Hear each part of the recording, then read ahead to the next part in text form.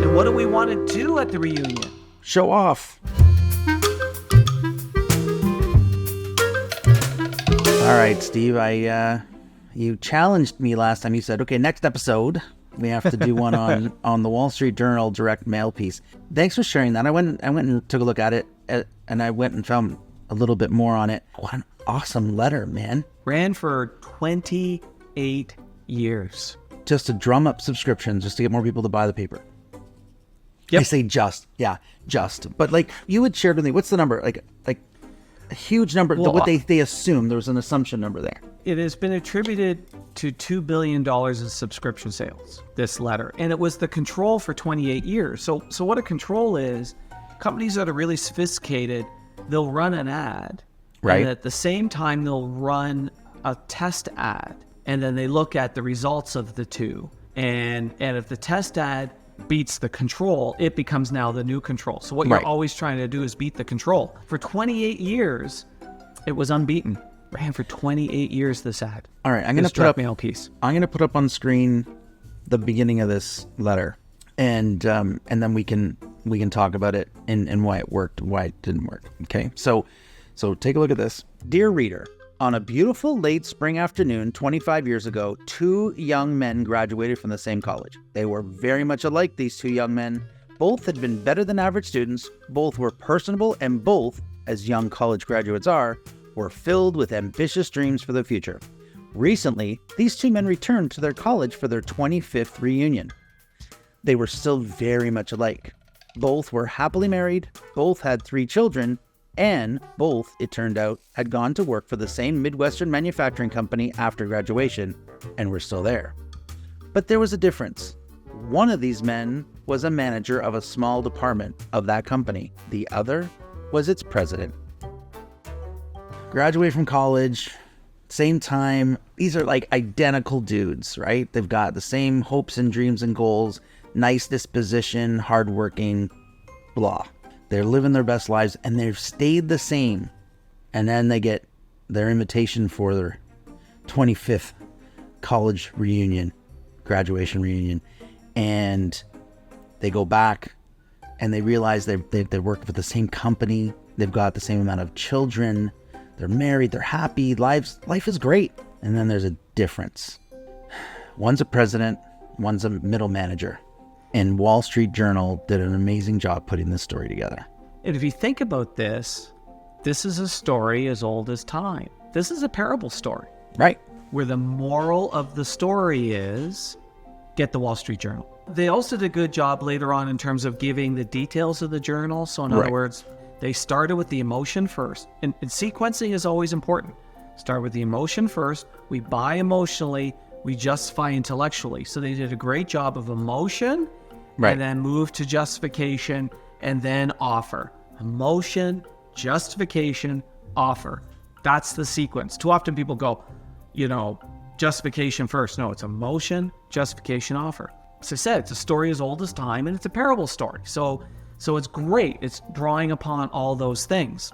But here's the thing. I've seen this letter copied a whole bunch of times, like That's variations. Sharing, yeah, variations of it. And often not successful. And I was at a marketing conference that was being run by a very, very famous direct mail guy by the name of Dan Kennedy. Dan Kennedy's awesome. Yep. And someone asked Dan Kennedy why, like they said, they tried to do this and it didn't work.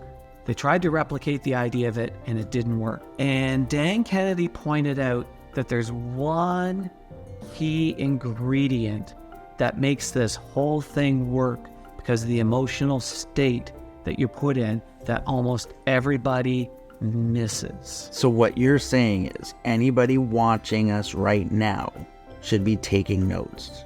They should be taking notes. That's all I'm saying. There's this one key ingredient, and it is the line, recently these men returned to their college for their 25th reunion. That's everything. Because think about it. How do we feel when we're going to a reunion? Whether we're going to one or whether we went to one. Nervous. Nervous. And what do we want to do at the reunion? Show off. We want to peacock. We want to show off. We want our lives to be better. Like, look, if I'm driving my car to the reunion, if I'm driving my Porsche to the reunion, I'm getting it cleaned on the goddamn way. Right. Yeah, you're not wearing track pants. Nobody wears track pants to their reunion. Right. Because everybody can afford track pants, but you're wearing the best damn suit. You went out and bought a new suit for your reunion. You bought a new suit. You got the car dress. cleaned. Yeah, you got right? the car cleaned. The shoes shine. Right. You're showing up looking your best. Right. Because you want to look good to your peers. So there's a whole pile of emotions in that. There's fear. There's envy. Envy's a great one. There's desire. I want to be like that. And then there's also confusion, because I was in school with that dude. He's not that freaking smart. How come he's not better than me? He's not better than me. How come he's pulling it down? There's confusion. And all of that is captured when you set it around a university or a high school reunion. Yes. Well, I think it's the one thing that you can wrap this story around where everybody has the exact same emotion. And that was the interesting thing. I'm in a room with a couple of hundred people, and Dan Kennedy lays that out, and he said, how many of you who went to a reunion felt that way? How many of you did not go to your reunion because you felt that way? Exactly. And I mean, between those two questions, every hand in that room was up. Yep. You leave that out and you set it somewhere else, it's not as powerful. I mean, Dan Kennedy's brilliant, but I think it's a brilliant observation. It's one of those things. I mean, they did a really good job too. And what made the difference? And it's not intelligence. It's not your access. It's not your attitude. It's funny. Angela Duckworth, just one of my favorite psychologists. She wrote Grit, and it's just all about wanting it more. It's all about doing everything you need to do to not be comfortable in life and just go for gold. And I think that's what they're saying. Listen, we've got the knowledge. You just have to come and get it. Just come and get it. This is also a very important point that you make there. And I think now, if I was at Dan Kennedy's, I would say, Dan, there's one more important ingredient. And I hadn't thought about it until you just brought it up. If people go back to a previous episode that we did where we compared two Apple ads, what we noticed is one ad gave hope, the other actually made their customers feel bad, and that's the reason why it failed. Yep.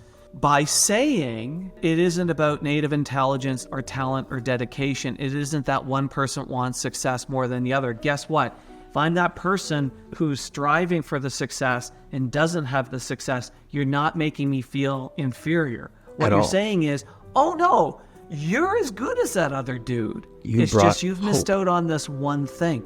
You've actually still made me feel good and brought hope. Right.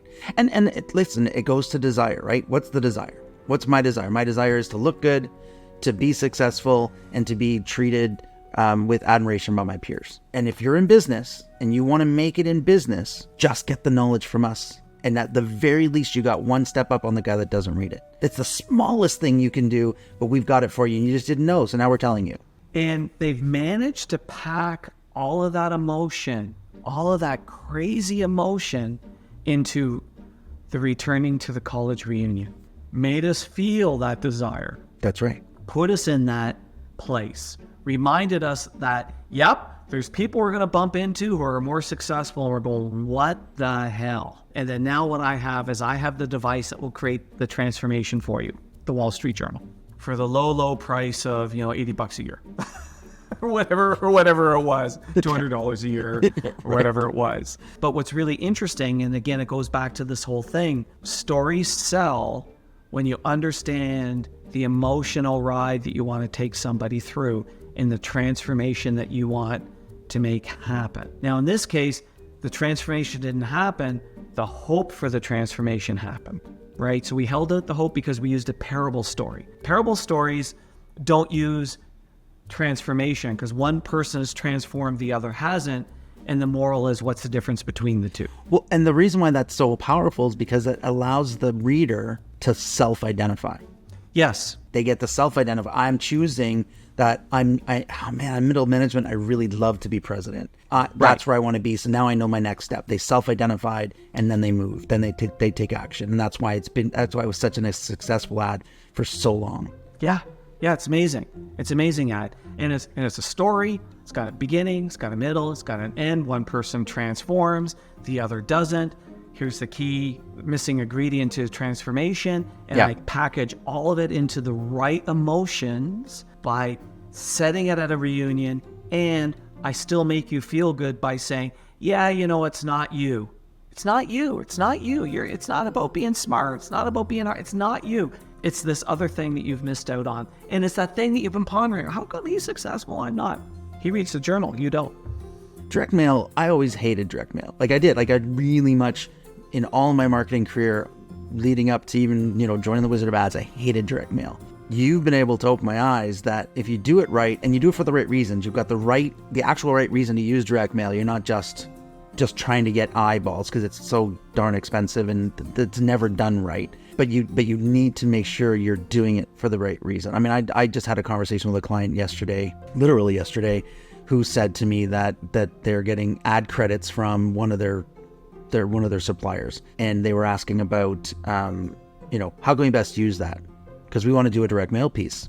And I said, great. I said, how much money do you have? How much is that? Is it $1 million ad credit? Because you're an HVAC company and you cannot speak to everybody enough through direct mail to make it work. You've been able to show me with, enough clients now that there's some really good spots to use direct mail. And when it's written like that, it breaks through. Yeah.